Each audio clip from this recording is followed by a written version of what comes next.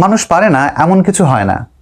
মানুষ এভারেস্টের শৃঙ্গে উঠেছে, মানুষ গেছে আন্টার্কটিকার তলাতে, তবে আমরা কেন টেন্সটাকে শিখতে পারবো না?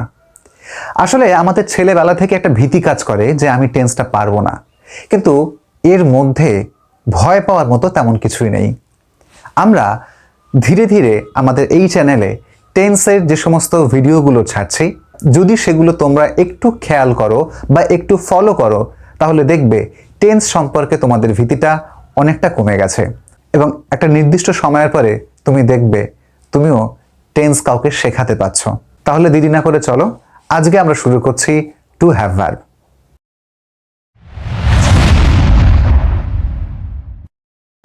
কোনো বাংলা বাক্যকে টু বি ভার্ব হতে গেলে আমাদের দুটি বিষয় খেয়াল রাখতে হবে। এক, বাক্যের শেষে আছে কথাটা থাকতে হবে এবং সাবজেক্টের কাছে কিছু থাকবে। একটা উদাহরণের সাহায্যে ব্যাপারটা আমরা আরও ক্লিয়ার হয়ে নিই। আমি লিখছি তার একটি বই আছে। এখন আমাদের একটি বিচার্য বিষয়, যে বাক্যটি এখানে লেখা হয়েছে এটি কি টু বি ভার্ব হয়েছে কি হয়নি। টু বি ভার্ব হলো কি হলো না এটা জানতে গেলে আমাদের এই দুটো শর্তের দিকে আমাদের খেয়াল রাখতে হবে।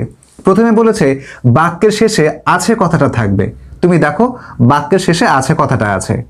দ্বিতীয় শর্ত কি বলেছে, সাবজেক্টের কাছে কিছু থাকবে, অর্থাৎ কর্তার কাছে কিছু থাকবে। তুমি দেখো এখানে কর্তাকে সে, অর্থাৎ তার কাছে একটি বই আছে। তাহলে আমি দেখলাম এখানে যেরকম 1 নম্বর শর্তটাও মেনেছে, 2 নম্বর শর্তটাও কিন্তু মেনেছে।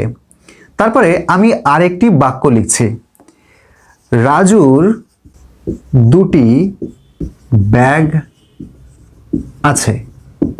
তাহলে এই বাক্যটাও টু বি ভার্ব হলো কিনা এটা জানতে গেলে আমাদের সেই উপরের দুটো শর্ত একটু খেয়াল রাখতে হবে। প্রথমে কি বলেছে, বাক্যের শেষে আছে কথাটা থাকতে হবে। তুমি দেখো এখানে আছে কথাটা রয়েছে, তাহলে দেখলাম প্রথম শর্তখানা এটা মেনেছে। দ্বিতীয় শর্ত কি বলেছে, সাবজেক্টের কাছে কিছু থাকবে, অর্থাৎ কর্তার কাছে কিছু থাকবে। তাহলে ব্যাগ দুটো কার কাছে আছে, তুমি দেখো ব্যাগ দুটো রাজুর কাছে আছে, অর্থাৎ রাজু হচ্ছে এখানে সাবজেক্ট, কারণ এখানে কর্তার কাছে কিছু থাকা বোঝাচ্ছে। সুতরাং এখানেও দেখছি আমরা 2 নম্বর শর্তটা মিলল। এই সমস্ত বাক্যকে যখন আমরা টু হ্যাভ ভার্ব হিসাবে লিখব, তখন আমাদের দুটো ভার্বের প্রয়োজন, একটা হচ্ছে হ্যাজ এবং একটা হচ্ছে হ্যাভ। খেয়াল রাখার বিষয়, এটা কিন্তু প্রেজেন্ট টেন্সের ক্ষেত্রে, অর্থাৎ যেখানে আছে থাকবে সেই ক্ষেত্রে। চলো তাহলে আমরা দেখে নেই কার সঙ্গে হ্যাজ এবং কার সঙ্গে হ্যাভ বসে। আমরা এই দিকে দেখে নিয়েছি কার সঙ্গে হ্যাজ এবং কার সঙ্গে হ্যাভ বসে। আমাদের কিন্তু প্রথমে খেয়াল রাখতে হবে যে যখনই আমরা এই সমস্ত বাক্যগুলোকে অর্থাৎ টু হ্যাভ ভার্বকে আমরা ইংলিশে ট্রান্সলেট করতে যাব, তার আগে কিন্তু আমাদেরকে অবশ্যই এই হ্যাজ এবং হ্যাভ কার সাথে কিভাবে বসে এটা কিন্তু আমাদের মুখস্থ করতে হবে। এখানে মুখস্থ ছাড়া বুঝবার কিছু নেই। এইবারে আমরা তো দেখে নিয়েছি কার সঙ্গে হ্যাজ এবং কার সঙ্গে হ্যাভ বসে, তবে এখানে আমরা একটুখানি একটা সেন্টেন্স প্যাটার্ন দেখে নিই। প্রথমে আমরা বসাবো সাবজেক্টকে, তারপরে বসাবো হ্যাজ বা হ্যাভকে এবং তারপরে বাদবাকি অংশ। এই হচ্ছে টু হ্যাভ ভার্বের মূল প্যাটার্ন। আর এই প্যাটার্নের উপরে ভিত্তি করে আমরা টু হ্যাভ ভার্ব দিয়ে কয়েক লক্ষ কোটি সেন্টেন্স কিন্তু আমরা ট্রান্সলেট করতে পারি। চলো এবারে আমরা এই যে বাক্যটা আমরা প্রথমেই লিখেছিলাম তার একটি বই আছে, এই বাক্যটাকে আমরা একটু ট্রান্সলেট করে দেখি ইংলিশে কি হবে। তখন বলছে তার একটি বই আছে। তো আমাদেরকে এই বাক্যের মধ্যে প্রথমেই খুঁজতে হবে সাবজেক্টকে। আমরা জানি যে কারো কাছে কিছু থাকা মানে সেই যার কাছে কিছু আছে তাকে বলা হয় সাবজেক্ট। তাহলে এখানে কার কাছে বই আছে, তার কাছে আছে, তাহলে এখানে তারটা হলো সাবজেক্ট। এবারে তার আছে এইটা, এই যে এখানে লিস্টখানা দেওয়া রয়েছে আমরা এখান থেকে দেখে নেব তার আছে ইংরেজি কি। তোমরা দেখো দেখতেই পাচ্ছ তার আছে এখানে হি হ্যাজ, আবার তার আছে এখানে শি হ্যাজ। তো আমরা জানি যে হি হ্যাজ ছেলেদের ক্ষেত্রে হয়, অর্থাৎ হি ছেলেদের ক্ষেত্রে বসে এবং সেই মেয়েদের ক্ষেত্রে বসে। তাহলে এখানে যেহেতু সেভাবে কিছু উল্লেখ করা নেই, আমরা চাইলে হিও নিতে পারি এবং আমরা চাইলে শিও নিতে পারি। তো ব্যাস আমি এখানে শি নিচ্ছি, শি। এবারে আমি শি লিখলাম, আমার সাবজেক্ট লেখা হয়ে গেছে। আর শি সাবজেক্ট লেখার পরে আমি কাকে লিখবো, আমি লিখবো হয় হ্যাজ অথবা হ্যাভ। তো আমি এখান থেকে মুখস্থ করে নিয়েছি যে শির পরে হ্যাজ হয়, আমি চোখ বন্ধ করে এখানে হ্যাজ লিখে নিলাম। তারপরে কি বলেছে, একটি বই, অর্থাৎ বাদ বাকি যে অংশগুলো থাকবে সেগুলো এবার লিখে নেব। তাহলে আমি লিখলাম এ বুক। তাহলে আমার বাক্যটা দাঁড়ালো শি হ্যাজ আ বুক। চলো তবে এই বাক্যটা একটু দেখে নেই। রাজুর দুটি ব্যাগ আছে। তাহলে এখানে আমরা সাবজেক্ট কাকে পেলাম? কারো কাছে কিছু থাকা মানে সেই ব্যক্তিটাই হচ্ছে সাবজেক্ট। রাজুর কাছে ব্যাগ আছে অর্থাৎ রাজুটাই হচ্ছে এখানে সাবজেক্ট। এইবারে আমরা দেখে নেব এই লিস্টের মধ্যে রাজুর সঙ্গে হ্যাজ না হ্যাভ বসবে। তুমি দেখো এখানে কিন্তু একটা কোথাও রাজুর কথা উল্লেখ করা নেই।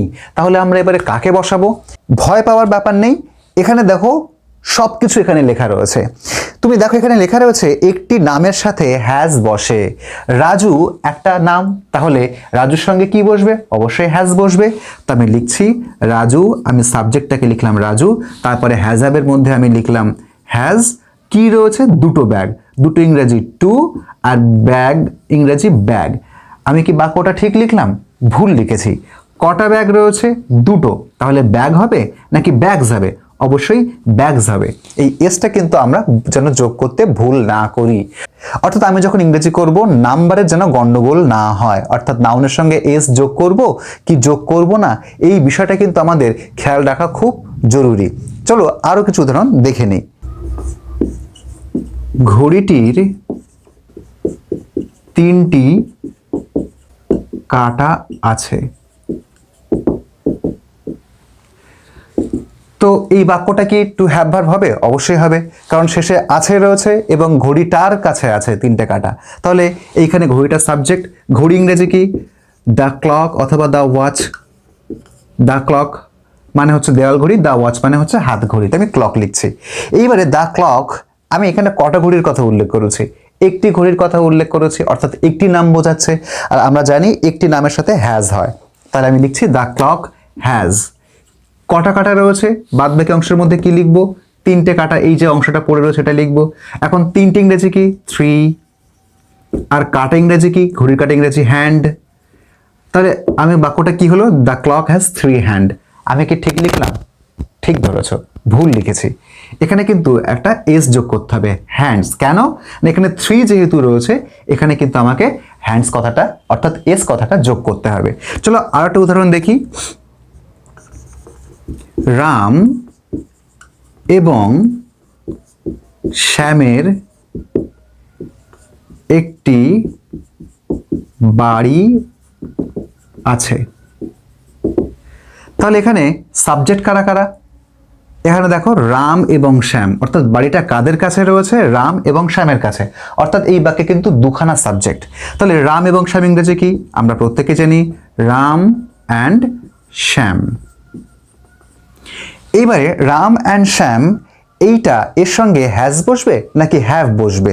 রাম এবং শ্যাম এটা সিঙ্গুলার সাবজেক্ট নাকি প্লুরাল সাবজেক্ট? দেখো রাম এবং শ্যাম দুটো নাম বোঝাচ্ছে, তাহলে অনেকটাই বোঝাচ্ছে, অনেক নাম বোঝাচ্ছে। তাহলে অনেক নামের সঙ্গে আমরা কি লিখি? হ্যাভ লিখি। তাহলে কিন্তু এখানে আমরা রাম অ্যান্ড শ্যামের সঙ্গে কি লিখবো? হ্যাভ লিখবো। অর্থাৎ রাম অ্যান্ড শ্যাম হ্যাভ। কি রয়েছে? একটি বাড়ি রয়েছে। একটি বাড়ি ইংরেজি কি? A house. তাহলে বাক্যটা কি দাঁড়াচ্ছে? Ram and Shyam have a house.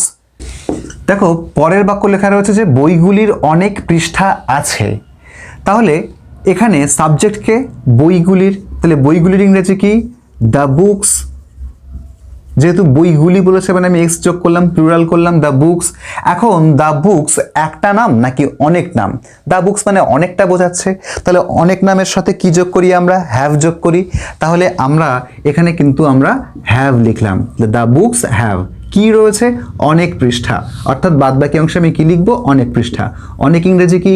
Many, এবং পৃষ্ঠা ইংরেজি পেজ। আমার কিন্তু এখানে আবারও ভুল হয়েছে। কেন? এখানে মেনি, মেনি মানে অনেক, তাহলে আমি পেজ লিখবো নাকি পেজেস? অবশ্যই পেজেস লিখবো, মানে আমাকে এখানে একটা এস যোগ করতে হবে। The books have many pages. দেখো তার পরের বাক্য বলছে তাদের সাইকেল আছে। তো এখানে কাদের কাছে রয়েছে? তাদের কাছে রয়েছে। তাহলে তাদেরটা হচ্ছে এখানে সাবজেক্ট। তাদের সঙ্গে তাদের ইংরেজি কি? দেখো তাদের আছে ইংরেজি দে হ্যাভ। তাহলে আমি লিখছি দে। সাবজেক্ট লেখা হয়ে গেল, হ্যাজ হ্যাভের মধ্যে আমি লিখছি হ্যাভ। They have. কি রয়েছে? Cycle, CYCLE। They have cycle. বাক্যটাকে আমি ঠিক লিখলাম? আমি কিন্তু ভুল লিখেছি। তুমি দেখো সাইকেল এই কথাটাকে তো গোনা যায়, একটা সাইকেল, দুটো সাইকেল, অনেক সাইকেল, তাই না? তাহলে যখন এই সাইকেলকে গোনা যায় তাহলে আমাকে কিন্তু সংখ্যা নির্দেশ করতে হবে। তাহলে আমাকে এখানে কি লিখতে হবে? আমাকে কিন্তু লিখতে হবে a cycle, they have a cycle. আমি চাইলে আমি কিন্তু এটাও লিখতে পারি, দে হ্যাভ সাইকেলস।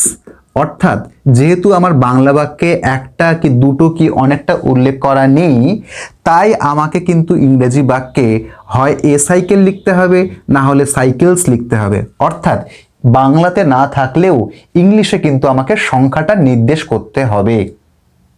তাহলে আজকের ক্লাস এই পর্যন্তই। প্রত্যেকে ভালো থাকো। Thank you everyone. আর হ্যাঁ, যারা আমাদের চ্যানেলটাকে এখনও সাবস্ক্রাইব করনি তারা অবশ্যই আমাদের চ্যানেলটাকে সাবস্ক্রাইব করে নাও এবং তোমাদের মূল্যবান কথাগুলো কমেন্টে লিখে যাও।